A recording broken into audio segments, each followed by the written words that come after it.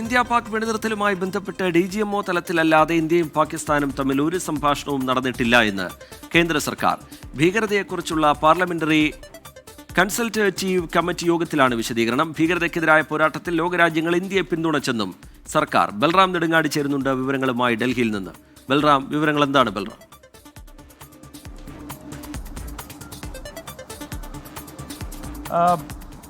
റിജിത്ത്, ഈ പാർലമെന്റിന്റെ അതിർത്തി കടന്നുള്ള ഭീകരവാദത്തെ പിന്തുണയ്ക്കുന്ന പാർലമെന്ററി കൺസൾട്ടേറ്റീവ് കമ്മിറ്റി യോഗത്തിലാണ് കേന്ദ്ര സർക്കാർ കോൺഗ്രസ് ഉന്നയിച്ച ആരോപണങ്ങൾക്ക് അടക്കമുള്ള വിശദീകരണം നൽകിയിരിക്കുന്നത്. ഈ പാകിസ്ഥാനിലെ ഭീകരവാദ കേന്ദ്രങ്ങൾ ആക്രമിക്കുന്നതിന് മുമ്പായി ഇന്ത്യ മുന്നറിയിപ്പ് നൽകിയിരുന്നു എന്ന് വിദേശകാര്യമന്ത്രി എസ് ജയശങ്കർ പറഞ്ഞിരുന്നതായുള്ള രാഹുൽ ഗാന്ധിയുടെ ആരോപണങ്ങൾക്കാണ് ഈ വിശദീകരണം.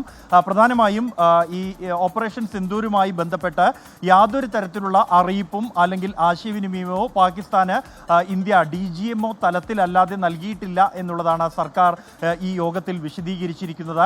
അതും ഈ DGMO തലത്തിലുള്ള ആശയവിനിമയം നടന്നതും ആക്രമണങ്ങൾക്ക് ശേഷം മാത്രമായിരുന്നു എന്നും സർക്കാർ വിശദീകരിക്കുന്നു. കൂടാതെ ഭീകരതയ്ക്കെതിരായ പോരാട്ടത്തിൽ ലോകരാജ്യങ്ങൾ ഇന്ത്യയെ പിന്തുണച്ചു എന്നും തുർക്കി, അസർബൈജാൻ, ചൈന എന്നീ 3 രാജ്യങ്ങളിൽ നിന്നൊഴികെ മറ്റെല്ലാ രാജ്യങ്ങളും ഇന്ത്യക്കൊപ്പം ഈ ഘട്ടത്തിൽ നിന്നു എന്നുമാണ് സർക്കാർ യോഗത്തെ അറിയിച്ചിരിക്കുന്നത്. ഒപ്പം വിദേശ രാജ്യങ്ങളിൽ പര്യടനം നടത്തുന്ന ഈ സർവകക്ഷി സംഘങ്ങൾ ഇവരെ അറിയിച്ച കാര്യങ്ങളെക്കുറിച്ചുള്ള വിശദീകരണവും സർക്കാർ ഈ യോഗത്തിൽ നൽകിയിട്ടുണ്ട്. പാകിസ്ഥാനുമായുള്ള ചർച്ചയ്ക്ക് അമേരിക്ക അടക്കമുള്ള രാജ്യങ്ങൾ പ്രേരിപ്പിച്ചിരുന്നുവെന്നും എന്നാൽ ആ രാജ്യങ്ങളോട് ഭീകരവാദവും ചർച്ചയും ഒന്നിച്ചു പോകില്ല എന്നുള്ള മറുപടിയാണ് ഇന്ത്യ നൽകിയത് എന്നുമാണ് സർക്കാർ യോഗത്തിൽ വിശദീകരിച്ചിരിക്കുന്നത്. പ്രത്യേകിച്ചും US പ്രസിഡന്റ് ഡൊണാൾഡ് ട്രംപ് ഈ വിഷയത്തിൽ ഇടപെട്ടത് താനാണ് എന്നുള്ള അവകാശവാദവുമായി തുടർച്ചയായി രംഗത്തെത്തിയ ഒരു പശ്ചാത്തലത്തിൽ കൂടിയാണ് ഈ വിഷയത്തിൽ സർക്കാർ യോഗത്തിൽ വിശദീകരണം നൽകുന്നത്.